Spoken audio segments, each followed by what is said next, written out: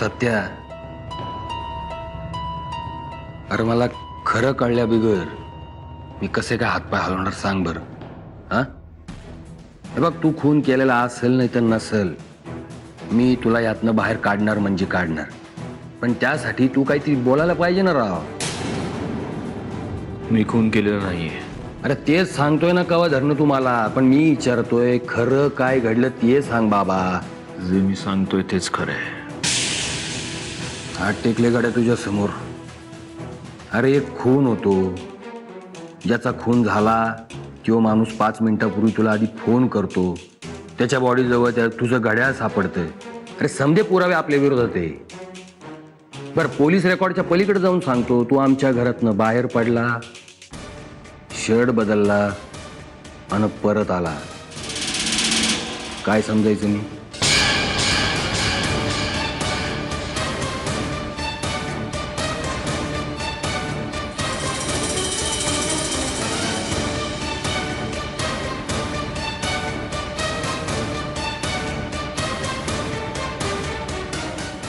तुझे बघितलंच ते खरं आहे.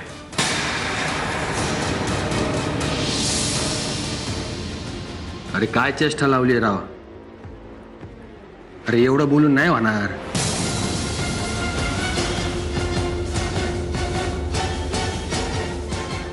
मल्हार, मी तुला एवढंच सांगू शकतो की ज्या ठिकाणी खून झाला त्या ठिकाणी मी गेलो होतो. मी कोणाचा तरी खून करायलाच गेलो होतो. पण जेव्हा मी तिथे पोहोचलो तेव्हा आधीच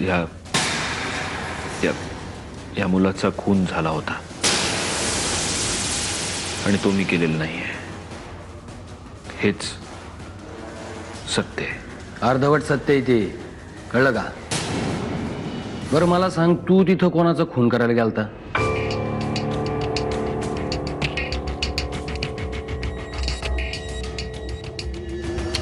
अरे बाबा मला तरी सांग. अरे काहीच बोलला नाही तर कसं काय वाचवायचंय तुला? ते तुझं काम आहे. मी तुला यापेक्षा जास्त काहीही सांगू शकत नाही. फाईन, बघतो आता काय करायचं ते. मला माझं काम करू दे. आणि सत्या, मला माझं काम लई चांगलं जमतंय. हा, येतो. काही लागलं तर सांगा, आपली माणसं आहेत तिथं. कब्बर चहा मिळाला तर बरं होईल. त्या वहिनी आलेत बाहेर, देतो पाठवून.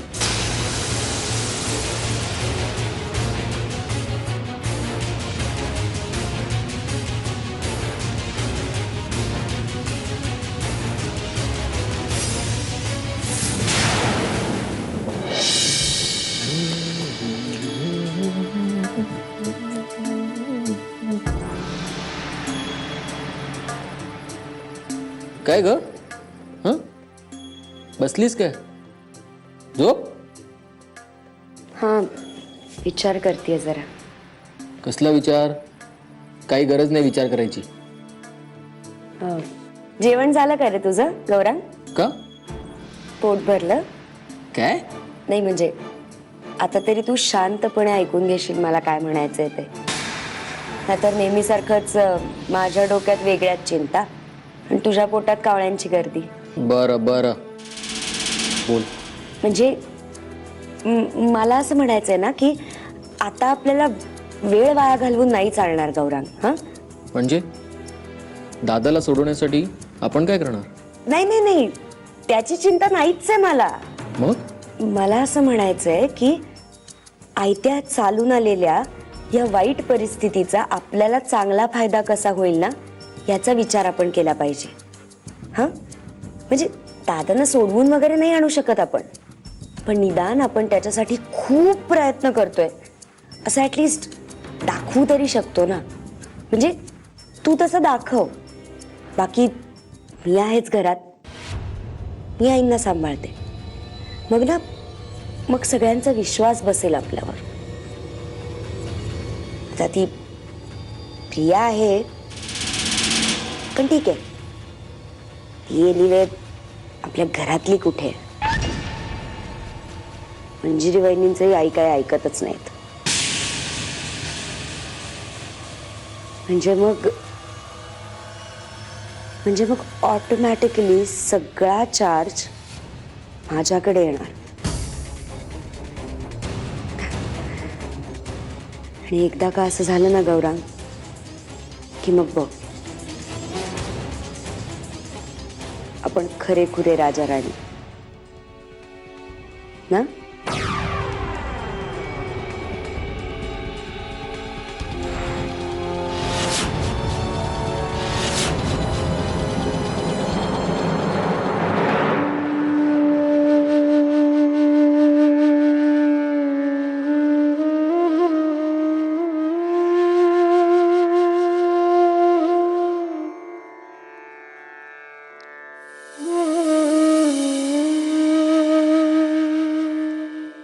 अहो बघायला आलीस आपला नवरा कसा अडकलाय, कसा जेलमध्ये येऊन पडलाय. हं? त्याचे नीट हाल होत आहेत की नाही हे बघायला आलीस. बघ बघ बघ. तुझा हा आनंद हिरावून नाही घ्यायचाय मला तुझ्यापासून. अहो असं का बोलताय तुम्ही? हे बघा, तुम्ही आधी थोडं शांत व्हा. मी तर फक्त तुम्हाला मी चहा आणलाय तुमच्यासाठी. प्लॅनिंग कोणाचं होतं?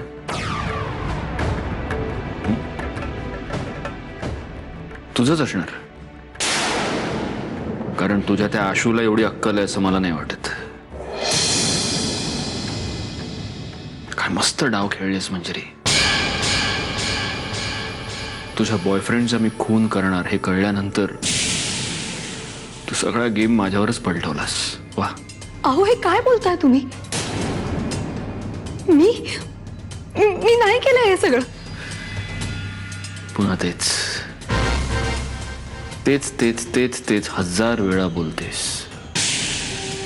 मी काय विश्वास ठेवायचा तुझ्यावर? माझे हाल बघून झाले असतील तर निघ आता. अहो तुम्ही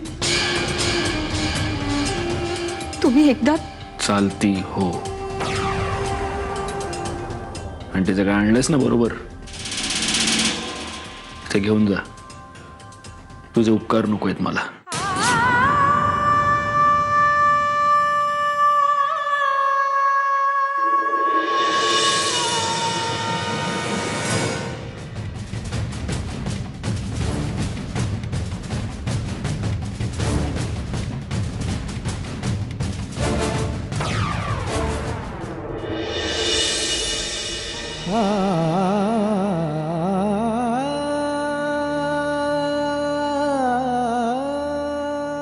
दादा, आपल्याला सत्यजित रावांची चौकशी करायला जायला पाहिजे.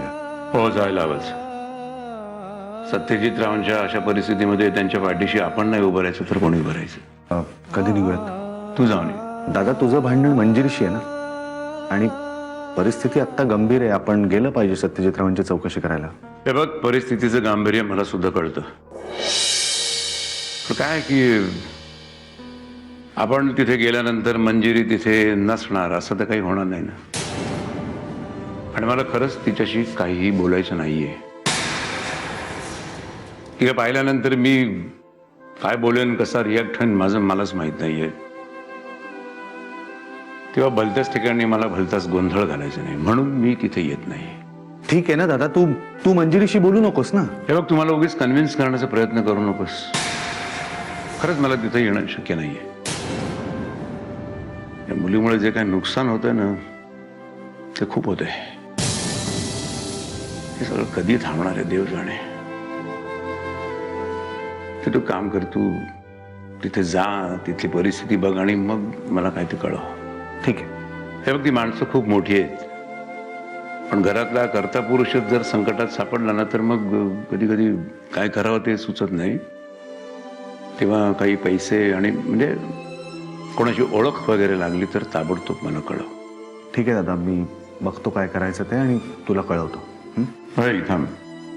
एक गोष्ट लक्षात ठेव, तिथे गेल्यावर मंजिरीशी अजिबात बोलायचं नाही. मला माहिती आहे तुला हे सगळं कठीण जाणार आहे, पण माझ्यासाठी नाही, निदान आपल्या वहिनीसाठी तरी लक्षात ठेव.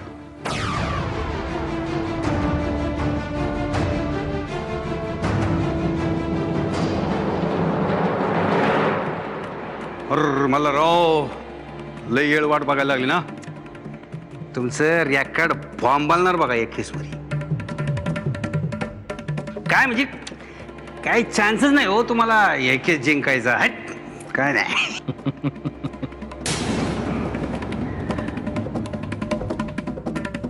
काय ना जानराव, जिथं चानच नाही ना तिथंच हात घालतो हा मल्हार शिंदे.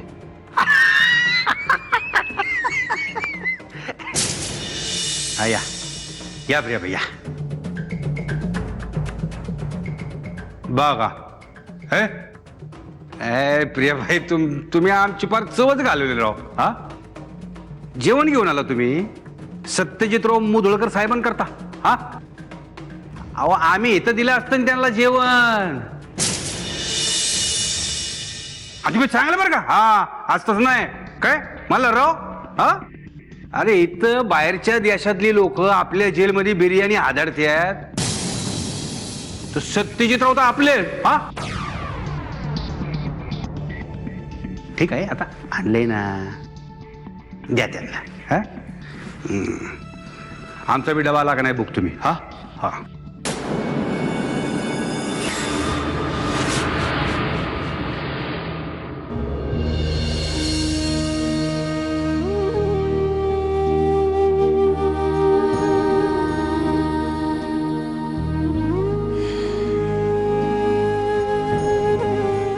काय झालंय वहिनी?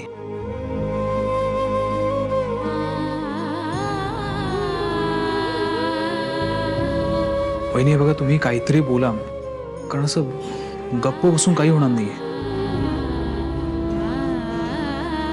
तुम्ही सत्यजितला भेटायला गेला होतात ना, मग काय झालं तिथे? म्हणजे तो काही बोलला का तुमच्याशी?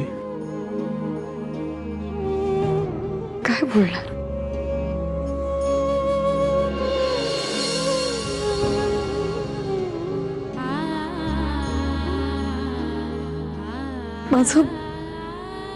माझं काहीच ऐकायची इच्छाच नाहीये त्यांची. माझा चेहराही बघायची इच्छा नाहीये त्यांची. मी काय करू मला खरंच नाही कळत आहे आता.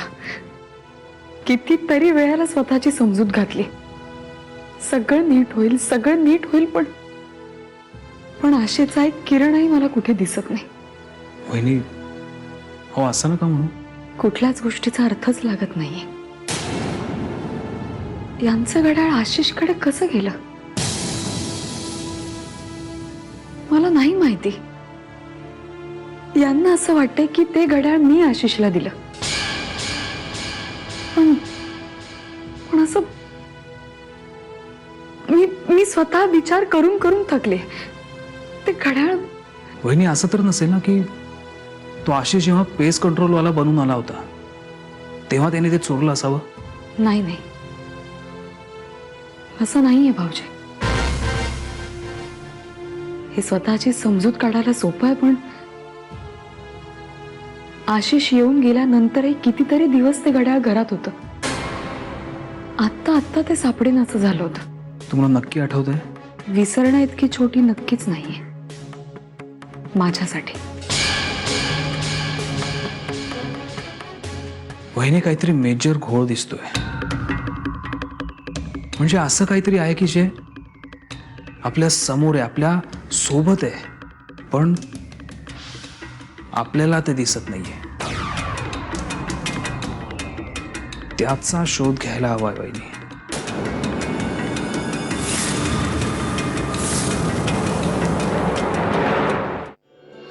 हाय प्रिया. राम राम. पहिल्यांदाच भेटलो नाही का? मावशीने मला सांगितलं होतं तुम्ही इथे असाल म्हणून. काय आहे परिस्थिती? अवघड आहे. आणि काय हा सत्य काही सांगायलाच तयार नाही. आता तर म्हणतो त्या दिवशी तो तिथं खून करायलाच गेला होता. हा त्यानं खून केलेला नाही माहिती आहे मला, पण बाकी काही कळायला मार्ग नाही ना. मार्ग आहे. मी तुम्हाला सगळं सांगते. पक्याबरोबर आशिष नावाचा एक मुलगा राहत होता, त्याचा मित्र, जो मंजिरीचा सुद्धा खूप जवळचा मित्र आहे. ऍक्च्युली सत्यजितला मंजिरी आणि आशिषवर संशय होता, म्हणूनच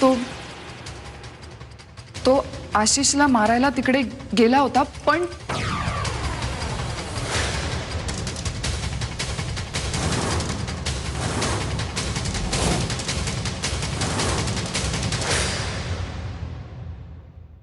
हा तर आता ह्या आशिषला शोधायला पाहिजे नाही का?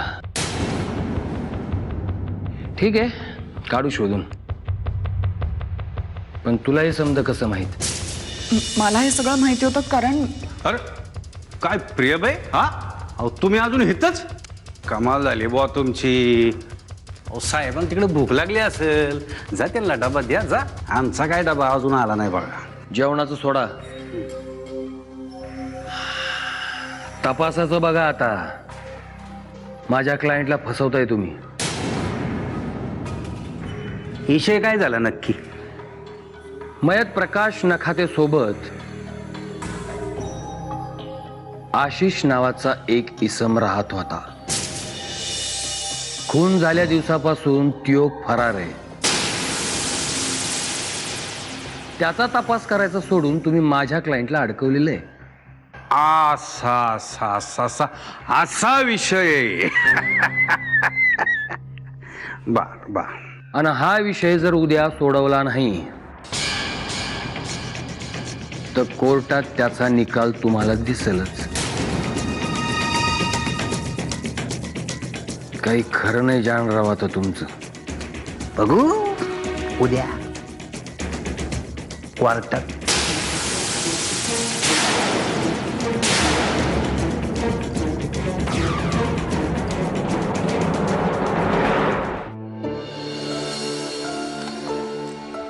काय गरज होती सगळं करायची? काहीही न विचारता प्लीज खाऊन घे. यांनी इथे दिलं असतं खायला मला आणि मी ते खाल्लं असतं. आणि तुला असं वाटतंय की मी ते होऊ दिलं असतं?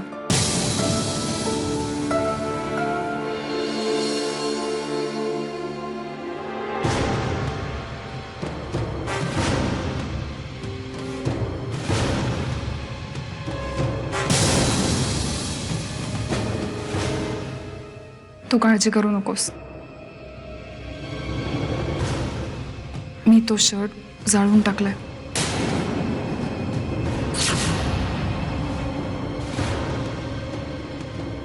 आणि आता तो कोणाला कधीही सापडणार नाही.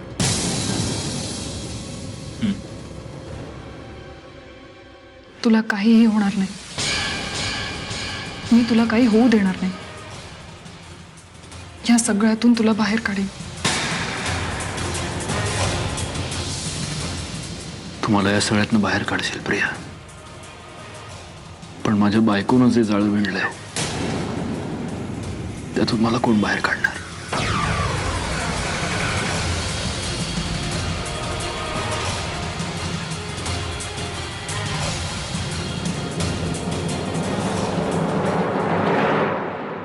कसं सोडवणार आहेस आता सत्यजितला तू?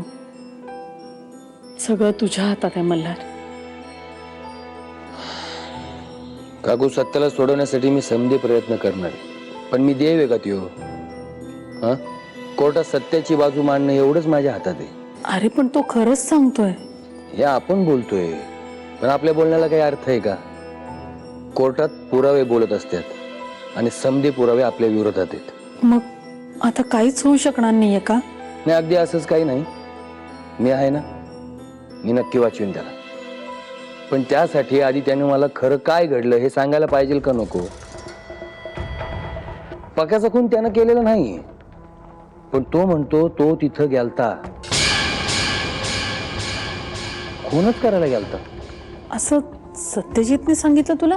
हो, त्यानं खून केलेला नाही मला माहितीये, पण तो खून कोणाचा करायला गेला होता, का करायचा होता हे काय अजून सांगायला तयार नाही. आता असं करून कसं चालेल सांगा बरं. मला तरी समजा खरं सांगायला पाहिजे का नको? हा, अशानं कसा सोडवणार आहे मी त्याला? कोण सांगणार आहे मला हे?